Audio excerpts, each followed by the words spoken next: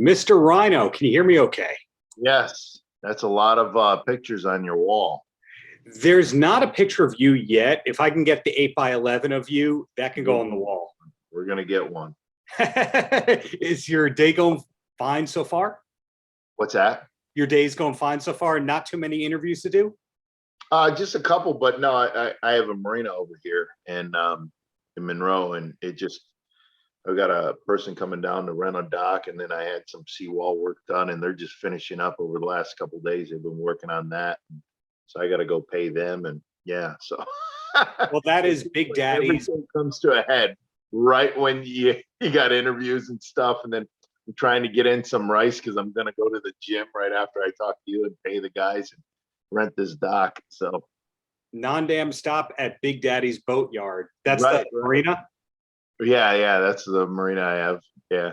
Yeah, I read that you did grow up boating, and it's kind of like a hobby that turned into a side career. Is this the first business that you ever owned? Well, legal business. Yeah. No, I'm kidding. I'm kidding. As a professional wrestler, especially getting started, you're 1099 and, you are your own business, so, and then when I ran for office, you Yes. have to, doing all because it was, I had a campaign manager, but it was more volunteer. So I went through everything with her and we worked together at that. But it's like a little business, So, but I'm used to keeping receipts, write-offs, and all this stuff from wrestling. And so, so other than myself being a business and wrestling, it's just very similar, So, but kind of a first brick and mortar type, so to speak, type business. Yeah. So That is a super intriguing thing about you, that whenever I hear an interview with you, you come across so intelligent and well thought out, yet on camera, you're kind of like I'm going to beat the hell out of that guy. I'm not going to say very much, and I'm going to leave. It's kind of an interesting dichotomy and difference between who we see on camera and then who we read and hear about. Right. Well, I mean, one important thing that you said, thought out. I'm not the type of guy to go and stand on a chair and and say, "All right, crew." Now, if I need to, because the sink is shipping, or the ship is sinking, and we can keep it afloat, then I'll do it. But I'm more of the type of person, I watch and study people. I'll sit back and I'll watch someone. Like Vince McMahon, I study. Why do I study? Because I can go to guys in the locker room, and that's what gives me the talent to be a thought, like you said, well thought out, So, in strategy too. Strategy is very important. Sure. So, like, I'll watch Vince McMahon, and then it's funny because I'll go up to, and it helps Impact Wrestling, because I'll go up to guys in the locker room or girls, and then I'll say things that I've heard him say, about the wrestling business, about being a talent in the ring, Mm-hmm. And it's like, kick that door open, and for example, this is what I always say: would Vince McMahon wait for the phone to ring, or would he make those calls? Would he make it happen? And then that's like, if I see someone in the locker room at Impact and it's like they're not happy with the situation they're in, I'm just pulling something out of the sky, not that it actually happened. It's like, are you going to wait for Scott D'Amore to come over to you and talk to you, or are you going to go talk to him? And then I study a lot of people, a lot of talent and all that stuff. I picked Ric Flair's brain for, I want to say, about 8 months. I changed in the same locker room with him when I was in Impact before. It was myself, Kurt Angle, Booker T, Kevin Nash, Sting, and myself. It's like, if you can't learn anything out of that locker room, and that's all that could fit. I just said, you know what, I'm going to go in there and change. Because it had a TV, and it's not like they, but there was one there, Sure. So it's not like they requested one. It was just there. So I'm like, and it's got a couch that was there. So I'm like, I'm going to go, because I'm there so early, I'm just going to go lay down, take a nap. And, and then when they all start piling in, and a lot of the guys I was friends with, so it just worked out natural. and Flair was usually the second one in. So I just started talking to him about different angles and stuff like that and what made it work. And what I learned from him, I pass on to this generation. So, Yeah. Well, another thing that blows my mind about you and your career is that you are probably the longest tenured person in professional wrestling that the name does not get brought up regularly. Like if we go back 20 years ago when you were in the PWI top 10 of the top 500, that was 20 years ago. And you're still on pay-per-views. You still matter. You still have cool merchandise. You're not a shell of yourself. You look like you did 20 years ago and all that. How much of that, and we are going to plug Rebellion, of course, but how much of that is planning and working hard versus just luck and coincidence? well, see, one thing you never want to do is you never want to, you want to pace yourself, you don't want to overexpose yourself too. You want to be a main eventer and you want to, but you also have to remember if you fizzle, if you go strong and hard and, for the first few years, which I have and I do, especially a lot of live events, that aren't televised, whether it's independent shows now, I still like to call them live events. I Sure. still go and do hardcore stuff, tables and chairs, and I'm not afraid of that stuff, and I enjoy that stuff. Stop signs, stuff people normally don't see, and it's good with Impact now. They allow matches like that, and they'll build up to stuff because you got guys like Tommy Dreamer, that's a big influence on the product. Don Callis and Scott D'Amore that would go with me and watch ECW. And you got that ECW flair, but it's also you got to pace yourself, and it's not always a destination. It's the journey. And sometimes if the journey's nice, you want to make that long journey. Because if you get to the finish, if you get to the finish line too early, you've got the rest of your life to, I mean, working with the Marina, I enjoy that, but I also enjoy going out on the road, trying to find that next Ric Flair, next Triple H, trying to find the next stars for tomorrow, and just interacting with the fans and stuff like that. So you don't want to fizzle out too soon, so.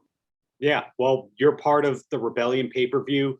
A lot of people saying it's the biggest pay-per-view that Impact has had, will have for the foreseeable future and all that.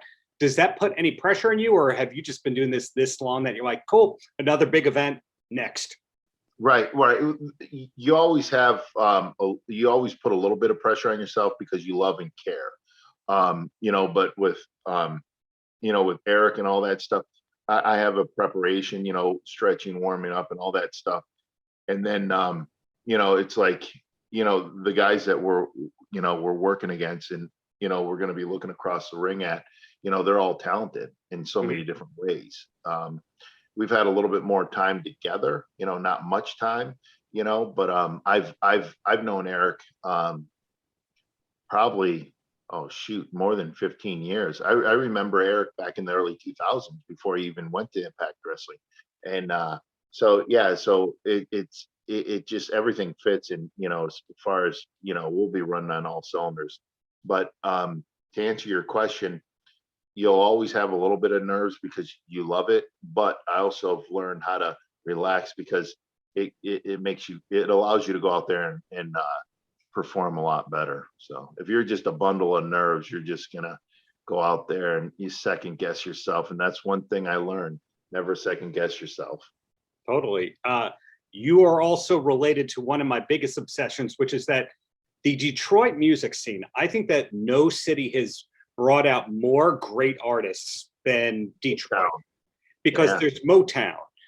All the early garage rock stuff. Alice Cooper, even though he's really from Arizona, he calls himself a Detroit guy. Well, see, here's Alice Cooper.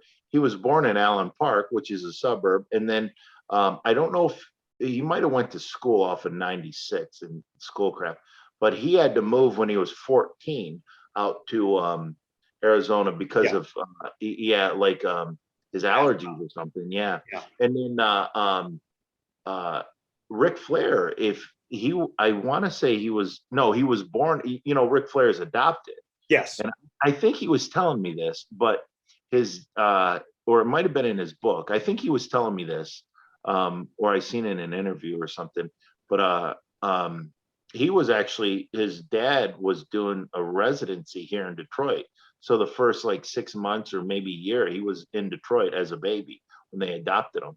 And then who else? Like Eric Bischoff was born, and I think he was raised here for a while. Yeah. So, Yeah, but Nash, yeah, RV, close. He's more Battle Creek. right, Rohit right. Rohit is from somewhere around there. Yeah, yeah, he's a Saginaw. Yeah, there's a lot of talented wrestlers, and the music. When you say Motown is, I don't know what it is, but you play Motown music. Well, I shouldn't tell you that because that's my kryptonite. If you're ever wrestling me, if you just start playing Motown music, I'm not worried about wrestling. I'm just grooving because it just feeds your soul. Yeah, like when I'm on the road, some of my buddies know my passion for Motown music, and they'll just put that on. And it's just like, yeah, it just warms me up, man. It gets in your veins. Yeah, I love Motown music. So Well, the three last questions I have for you, keeping you on time so you can get back to the boatyard. First one is about Detroit music. And that one is Grand Funk Railroad to you as amazing as everyone thinks they are, or even more amazing? now, Grand Funk Railroad, were they part of Motown or? Okay. I don't know the connection. My bad. Now I I think they're feel from, you put me on the spot. I think they're from Grand Trunk, if that makes sense. And people put Grand Funk on an overpass, but Michigan rock band that sold the Shea Stadium out quicker than the Beatles did in like 72 or something like that. Really? Yeah. No, I didn't know they were from Michigan. But now, what was your original question? Oh, if there is I've never met somebody from Michigan who didn't think that Grand Funk Railroad is like Billy Joel is to Long Island as Grand Funk is to Michigan. I guess it's Bob Seger is the number one over there.